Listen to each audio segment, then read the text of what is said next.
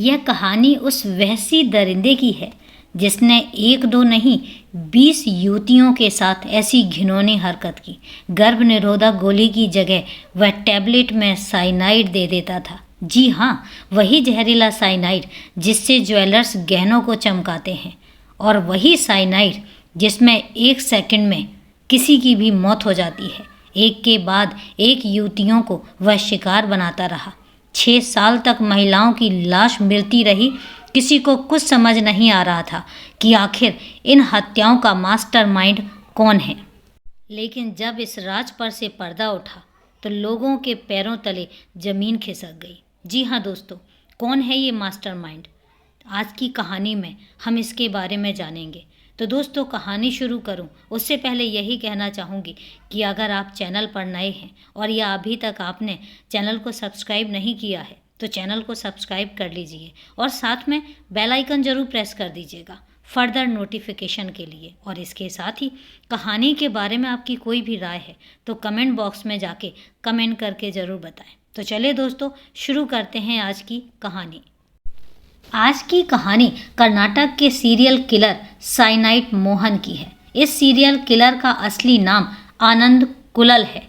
वैसे महिलाओं की हत्या के अपने तरीके की वजह से उसे साइनाइड मोहन के नाम से ही जाना जाता है। मोहन इसलिए क्योंकि वो हर युवती से मिलने के दौरान अपना नाम बदलता था, लेकिन मोहन नाम उसने कई बार इस्तेमाल किया था। वैसे मोहन नाम के शख्स या दरिंदगी भरा चेहरा सबसे पहले साल 2009 में सामने आया था। तब अनीता नाम की युवती अपने गांव से गायब हुई तो गांव वालों को लगा कि ये लव जिहाद जैसा कोई मामला होगा। दक्षिणी कर्नाटक के बंटवाल गांव में इससे पहले भी हिंदू मुस्लिम शादियों जैसे मामले आए थे। गांव वालों ने गुस्से में भरकर हंगामा कर दिया, यहाँ तक कि पुलिस स्टेशन का घेराव तक हो गया। तब पुलिस मामले की छानबीन से तेजी में जुट गई।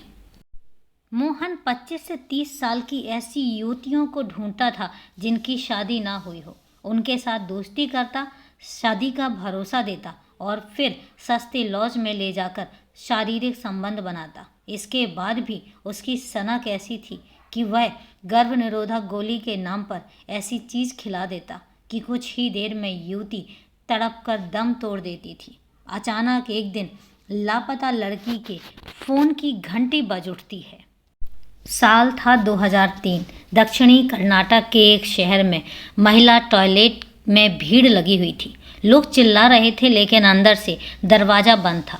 किसी को कुछ समझ नहीं आ रहा था कि आखिर गेट क्यों नहीं खुल रहा है। पुलिस आई, गेट तोड़ा गया और अंदर का नज़ारा देख हड़कंप मच गया। अंदर महिला की लाश पड़ी थी। उम्र 30 साल के करीब लग रही थी।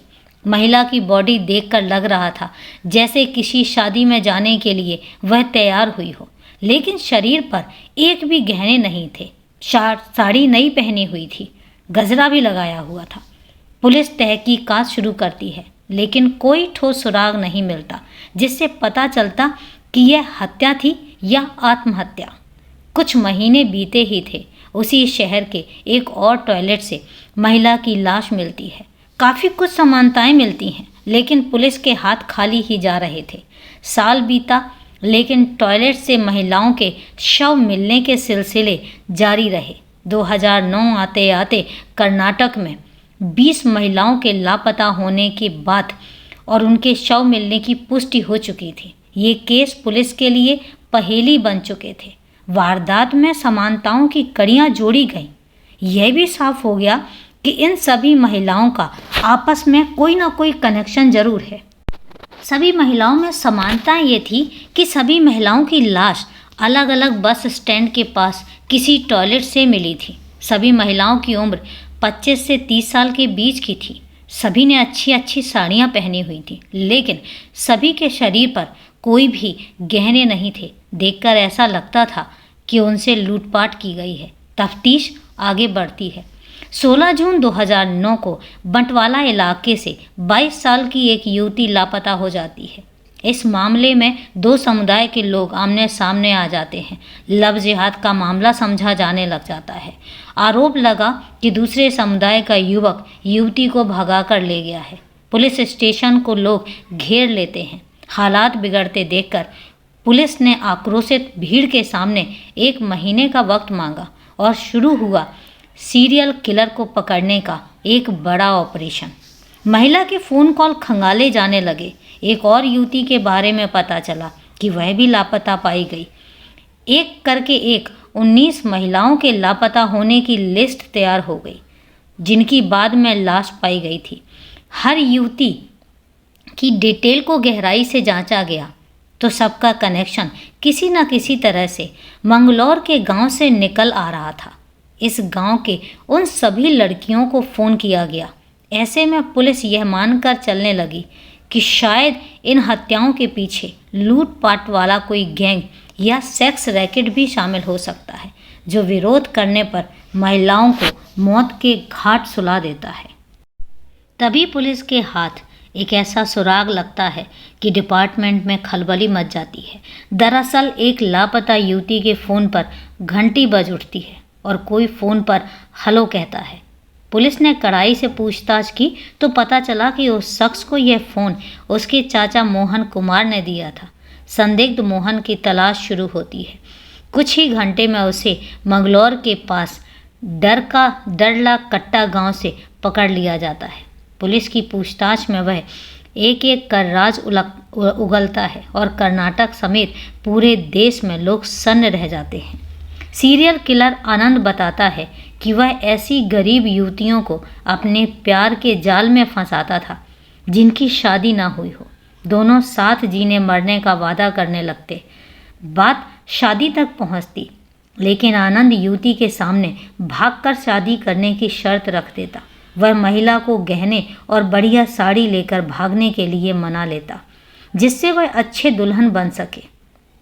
वह कुछ इस तरह की कहानी गढ़ता जिससे महिला को लगे कि वह शादी करने के लिए बेताब है और जीवन भर उसे खुश रखेगा। महिला को भनक भी न लगती थी कि वह उसके साथ सेक्स करना चाहता है और इसके बाद वह उसकी जान ले लेगा।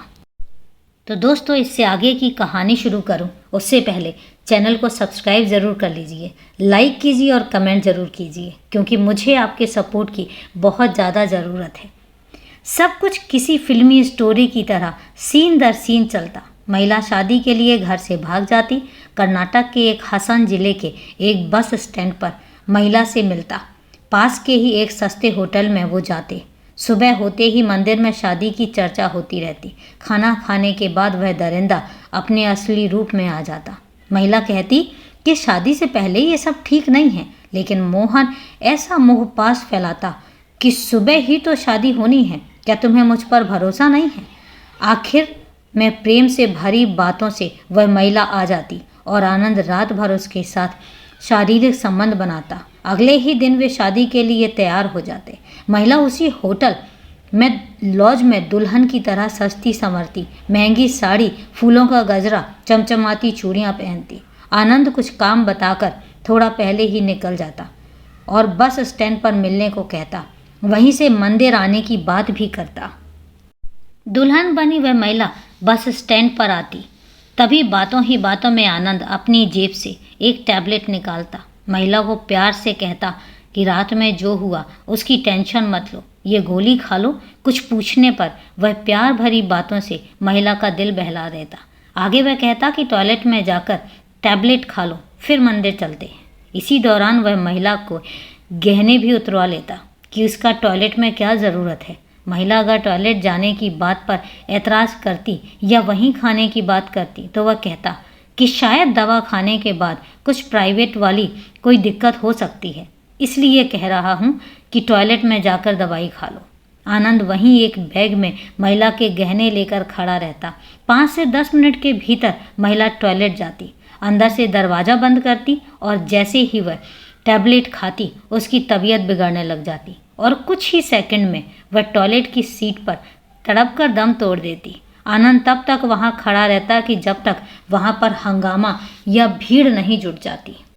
मौत की बात कंफर्म होने पर वह होटल या लॉज में लौटता, महिला से जुड़ी निशानियां नष्ट कर देता और खुद गहने लेकर रफू चक्कर हो जाता।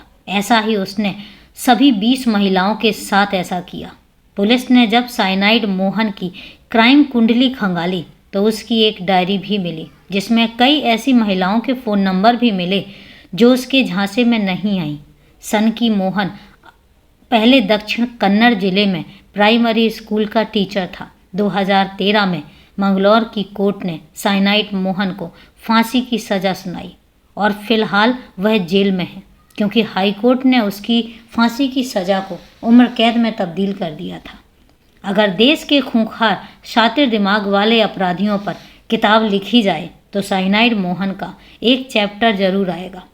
तो ये तो थी दोस्तों साइनाइड मोहन की कहानी।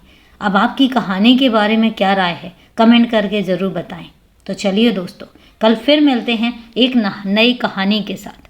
तब तक के लिए अपना ख्याल रखें, सावधान रहें, सुरक्षित रहें।